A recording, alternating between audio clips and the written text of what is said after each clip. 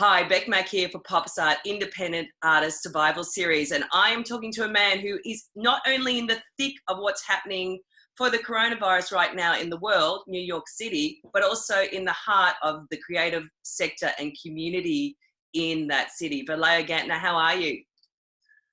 I mean, all things considered, pretty well. I'm healthy. My family is healthy. I haven't lost my job. I can't complain. It looks like a nightmare, particularly in New York right now. Like the images and the data coming out of that city around the impact of this crisis looks enormous. What is the feeling amongst you, your friends, your community right now? It makes me want to cry. It's carnage. People, about 3, 4, 5 weeks ago, people started losing gigs, and obviously everybody's spring income got wiped out. And then now, today the Edinburgh Festival and every other summer festival got wiped out. Even when those gigs are simply postponed, that money that supported someone today is gone. That the commission that would have happened next year has been bumped because someone's rescheduled the work that happened this year. And that's in a good way. There are organisations that I know, that's not in a good way, that's in the best circumstances. There are organisations I know that are just desperately scrambling to not only keep themselves alive, but to keep their communities alive. So they are paying their artists out through the spring. People like the Chocolate Factory, On the Boards in Seattle, Performance Space, New York, Cincinnati Arts Centre,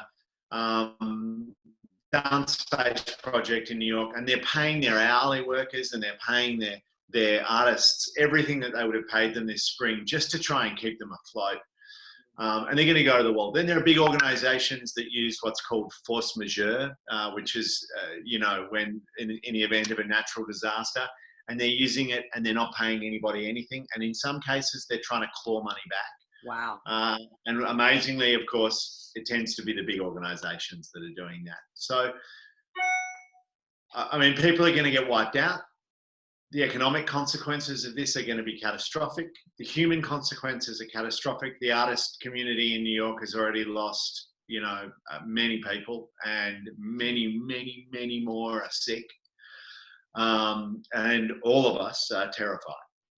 So, and the infrastructure is going to change. I mean, look, if there's to not just be tragic about it, what is incredible is the entire community is galvanized, trying to figure out not just what to do now, but trying to figure out how the structure and the systems have to change for the future.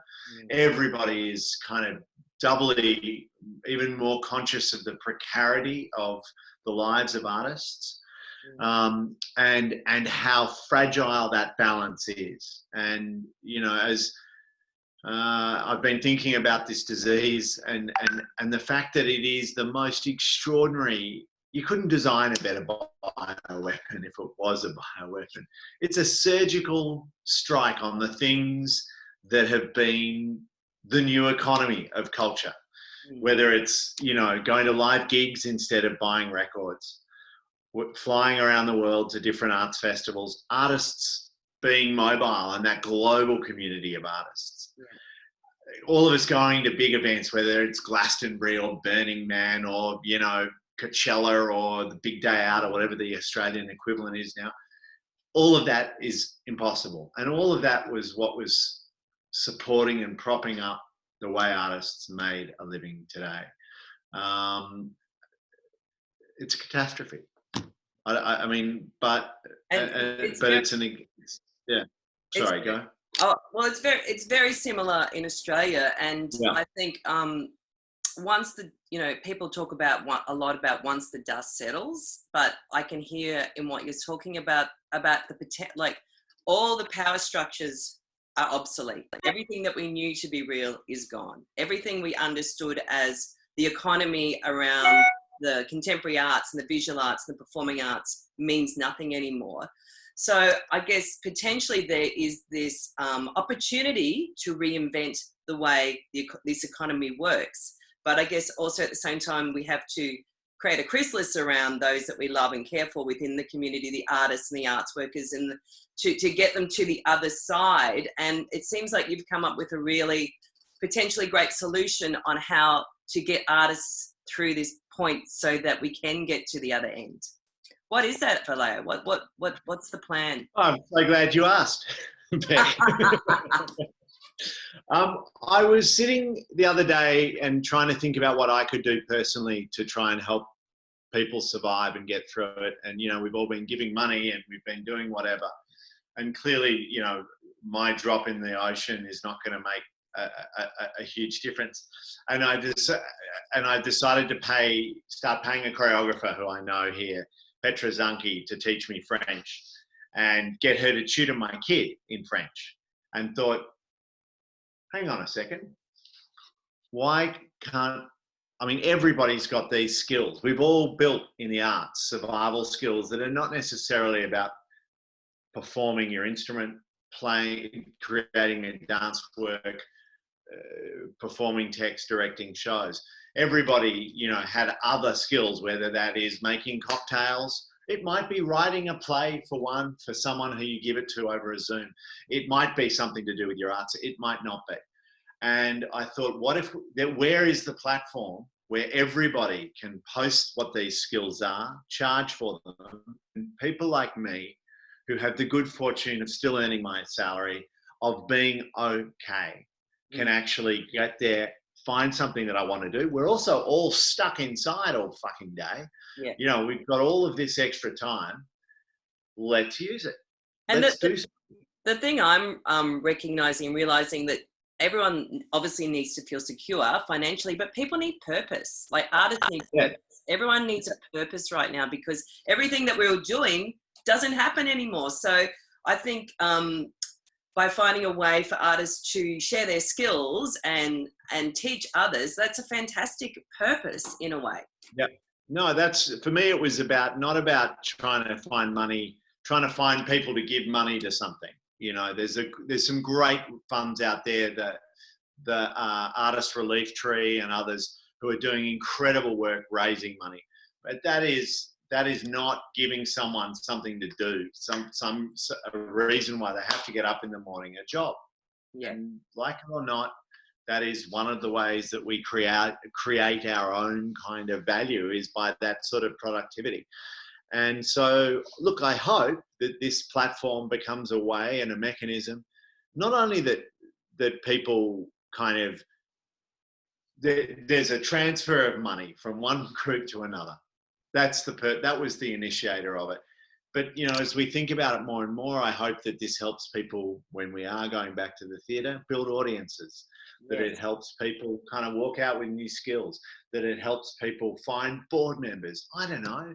But it creates kind of connectivity, not just with the people we all know, but actually with people we don't, and to build kind of a skills and ideas to get all the shit done that you haven't had time to do and you've never bothered doing yourself. Get your taxes. And I think also give someone access to your Gmail account if you're brave, and get them to delete the 8,000 emails that you didn't want to look at, and tell you if there's anything that you need to remember. That's a great idea. Those kinds of jobs. And I think also what the great opportunity for the creative sector here is to be leaders in the rebuild, in the way that all the skills and knowledge is out of the theatre, out of the galleries, and can then start working with the community in a way to rebuild it and revitalise. So again, when we come out the other side, that we've got a different relationship with the arts and the general community, and how we can work together. Is that sort of what you can see or feel? Look, I'd say that's something that needs to happen. Our relationship to the kind of cultural sector and to the creative sector has got to evolve. It's got to change. The way it's supported, the way people interact with it has to shift. And maybe this is a part of that. That's a bigger fish than I'd anticipated, to be honest. But But certainly, I think, one of the lessons that we're learning here in the US now is that the way we think about the relationship of the society and the government and all the systems around it to the arts definitely needs to evolve and change. Because in the States, just it's a different systematic approach to the arts, isn't it? There isn't so much government funding. There's a lot of philanthropy. Like here in Australia, there's a lot of subsidies still around the arts. I guess that makes pushes back against this. The government of America is revealed as being so inadequate in what it can do right now for its own people. It's what it can do. It's inadequate in what it can do. Quite frankly, this government in the federal level is inadequate in what it will do. And, the $2 trillion is the bailout, which is the largest in history. I mean, it's not even going to scratch the surface. There's so many kind of things that are game changers about what's happening here. It's difficult to know where to begin, but the fact is the government, governments at different levels offered very small amounts of subsidy to the arts, but really the way people made their way here is by philanthropy and by earned income, by ticket sales. That what's interesting about that is that it made us very resilient. It made the arts very kind of difficult to kill. You can't just turn off when you're dependent on one primary source of funding. When the political winds shift or when, a bureaucrat changes, the ability in some systems to just turn off that spigot and to turn off that funding didn't exist in the States. When I ran Performance Space 122 here for 12 years, we could lose any two to three of our largest funders, and it would hurt, but it wouldn't kill us. Yeah. And I doubt there's many organisations inside the kind of Australian or European system that could say that. Yeah. Because our revenue and our support system was so diversified between galas, individuals, foundations, box office, selling crumpler bags, renting the space, all those things. It makes the arts very resilient. And but having said that, right now one of the problems is there is no. I mean, you look at what the Arts Council of England did in response to this, and there's one of the great pieces of communication that I've seen coming out of it. This website that just said we're putting 190 million pounds into the system here, here, and here. Here's how you access it. This is what it's for. And it was just clear, concise, and great. Yeah. In the States, it's this kind of, I was on a phone call a couple of hours ago with 200 different people just from New York, ranging from, tiny dance venues in Long Island City to the Metropolitan Museum, everybody kind of, and it was amazing and wonderful. And what's starting to happen now is the kind of the recognition of clear, coherent strategy across the whole field is being acknowledged. Because without something that is, without us singing from the same song sheet, without knowing the data across the whole country, we've got a big problem. And so that's the challenge now is figuring out how to articulate the consequences of COVID, and then how to make ourselves more resilient in the face of it, and how to build a new system out of the ashes. And just talking about your new system that you're building out of the ashes, that it'll be a website, and so you're doing a call out for artists with skills that can maybe be repurposed into another level of value for the community. And then you're looking for people who want to learn new skills, find new ways of doing things, and self-develop themselves in a way. Is that what you're looking for? Yeah, right now it's what day is it today? It's Wednesday. here in New York, the 1st of April. We are open today for artists to post listings of their skills that they can sell. They're allowed to post up to 2 each. And we recommend that people look both at what else is on offer so that there's not too much duplication, and check your price point. Make sure that you understand how much you're charging. And then in a couple of days, I hope in 2 days, we'll be ready with an amazing suite. I mean, already people are writing songs. There's people who will write a song for you. There's people to teach you Russian. There's people to teach you French. There's people to budget your movie. There's people, like it's already like blowing up. And in a couple of days, what we're going to be ready to do is for people who want to buy those services and support these artists and support this field to get on there and do just that. And that's the critical part, of course, is it can't just be a one-way street where we supply everything. We need people to come on and pay for this stuff. Yeah. And it's so important. And so I'd urge you by this weekend to start getting on there and start getting a skill, or taking a class, or getting something done. Yeah. Well done. I mean, it's so inspiring, and I think that's the kind of thinking we need, out of the box, laterally, going in different directions. And I really appreciate your time. Now, before you go, I do need to put on my Aphrodite hat and ask you, how's COVID-19 affecting your love life? My girlfriend lives in Latvia. Oops. A lot of Zoom sex. I couldn't even do phone sex, as several ex-girlfriends will attest. Zoom sex is way too confronting. I don't want to look at this. Are you kidding? Can I speak? Fair enough. How long's it been? It's probably been 20 years, Beck, since you first interviewed in the tent at the Dublin Fringe Festival. It's been almost 20. No, it was 2003. Can you believe it? And when you were talking about the Edinburgh Festival, I was thinking about how we took so much for granted back then around what we could do. Like, we just traveled the world, we did shows, we had built networks really rapidly through that process. And now, like, as you said, the Edinburgh Festival's not on. That is a great loss for so many artists on so many people. And opportunity. Yeah, I mean, that's the thing. This isn't just the direct cash loss that happens now. It's that. It's also that, these festivals that people can't go to, whether they're in New York, Edinburgh, Brussels, Berlin. I was working on one in Dusseldorf, Theatre de Welt, that had a bunch of amazing Australian work coming over, and the Melbourne Festival, Mm.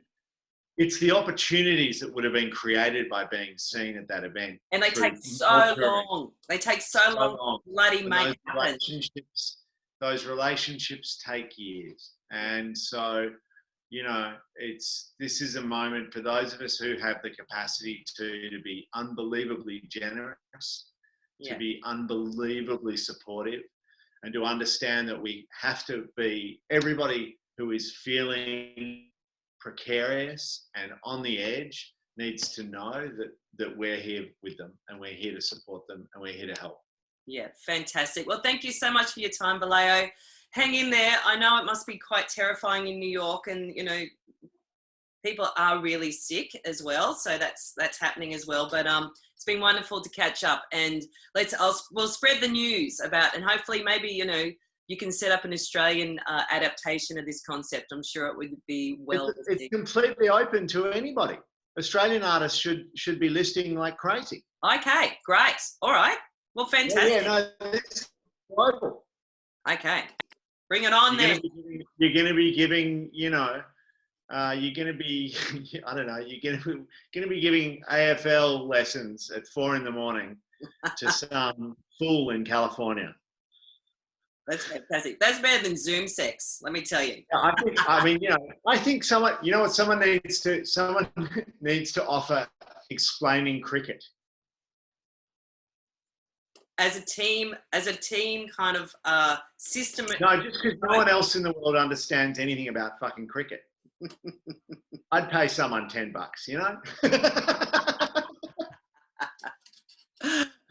All right. Well, thank you so much, Vallejo. So good to catch Thank up with you. you. I'll pop this up Speak now. soon. Okay. Okay, I'm just going to stop.